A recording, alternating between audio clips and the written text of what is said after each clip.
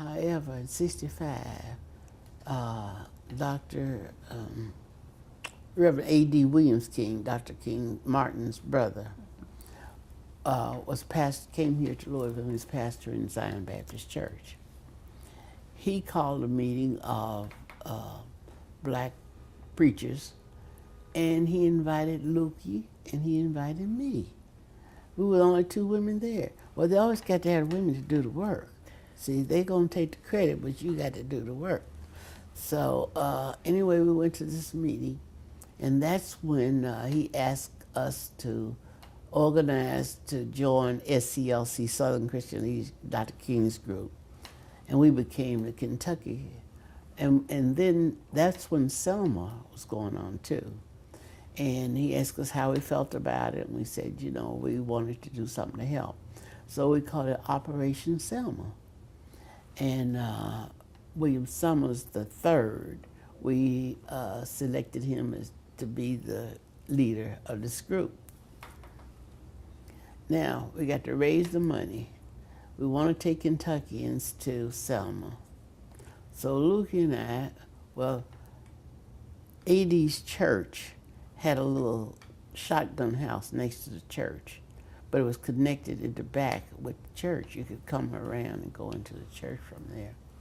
So he let us use the front room as an office. So she and I did all the work to organize, to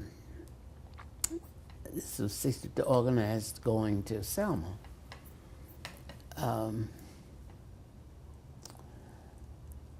We were able to lease Purdue University's football plane. It cost $3,200. We had to start raising money, so we had an event in Covington, and I think we raised $600, something like that. And then, you see, by Louie knowing all the affluent people in the East End, she would write the names down and phone numbers, and then I'd get on the phone and call them, ask them to contribute. And then we would send, we had a couple of little ministers who would go pick up the money, or pick up the checks, you know. And we raised the $3,200 and I have a picture of us boarding the flight, and in the picture it has Purdue on the back of it. It shows that we were on Purdue University's flight. How many people went? I would say there were probably 20, maybe not quite that many. But what we did is we flew into Atlanta, and we picked up Dr. King and about 3 members of his staff.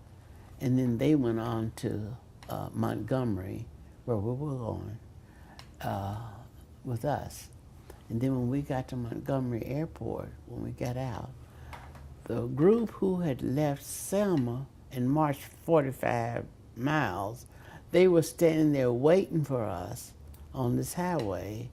And when we deplaned, Harry Belafonte was standing at the beginning of the group, and some others, and of course they knew Dr. King was coming, so we met right there. And then the next morning, we marched into the Capitol in Montgomery. After the speaking, after Dr. King spoke, he talked about how long. I don't know if you've read that speech. He's how long. Well, anyway, after that, when we got ready to go back to the airport, there was some lady who let us use, well, we spent the night at her house, the 4 of us. Louie Ward, A.D., Reverend Sampson, myself.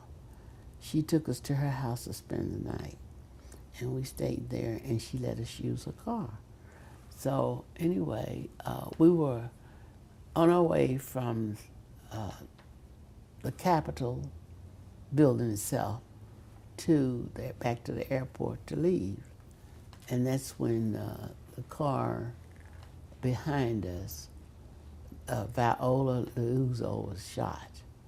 She had 3 African-American teenagers in the car with her, and somebody shot her and killed her. She was a labor person from Detroit. She was white. So, and then when we got to the airport, there was a man lying on the ground, and when we looked, it was A. Philip Randolph. He had passed out. So, there's just, a lot of things going on.